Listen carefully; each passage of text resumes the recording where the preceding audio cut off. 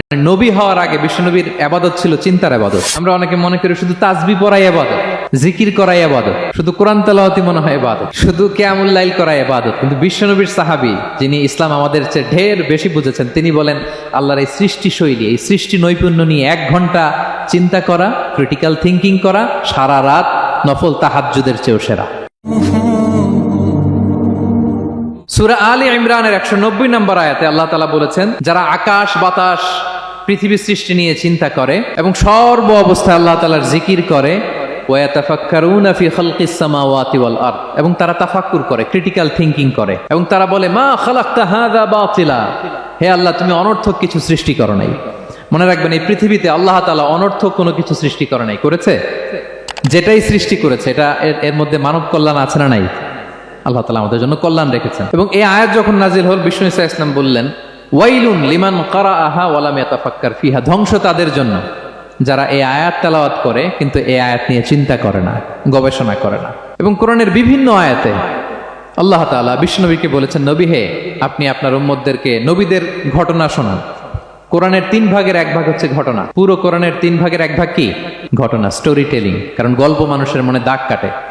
আল্লাহ তাআলা বলেছেন, ফাকুসুসিল কসাসা লাআল্লাহুম ইয়াতাফাক্কারুন, নবী হে আপনি তাদেরকে কিচ্ছা শোনান, ঘটনা শোনান, নবীদের কাহিনী শোনান, লাআল্লাহুম ইয়াতাফাক্কারুন, যাতে করে তারা ক্রিটিক্যাল থিঙ্কিং করে। তারা লূত আলাইহিস সালামের কওমের ঘটনা যখন শুনে যে আল্লাহ তাআলা আপসাইড ডাউন করে দিয়েছিলেন, তারা যখন কওমে আদের ঘটনা শুনে, কওমে সামুদের ঘটনা শুনে, তারা যেন চিন্তাশীল হয়। এবং বিশ্বনবীর সাহাবী আবু দারদা রাদিয়াল্লাহু তাআলা আনহু, উনি বলতেন, তাফাক্কুরু সাআতিন খায়রুন মিন কিয়ামি লাইলা, 1 ঘন্টা কেউ যদি আল্লাহর সৃষ্টি নিয়ে চিন্তা করে, সেটা সারা রাত তাহাজ্জুদের সালাত পার করার চেয়ে উত্তম।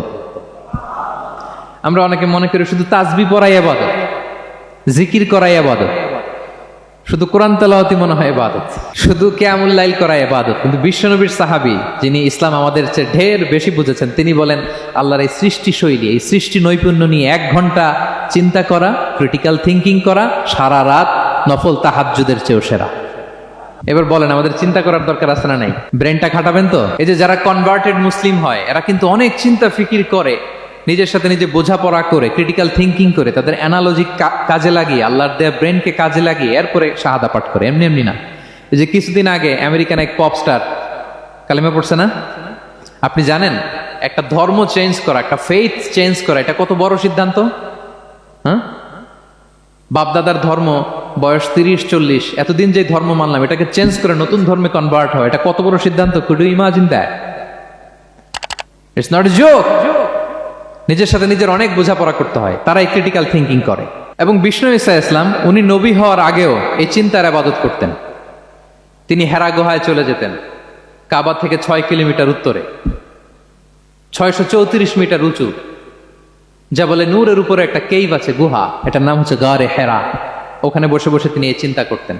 তার মানে নবী হওয়ার আগে বিশ্বনবীর ইবাদত ছিল চিন্তার ইবাদত। নবী হিসেবে অ্যাসাইন্ড হওয়ার আগে বিশ্বনবীর ইবাদত কি ছিল বলেন তো? নামাজ পড়া, কোরআন তেলাওয়াত করা।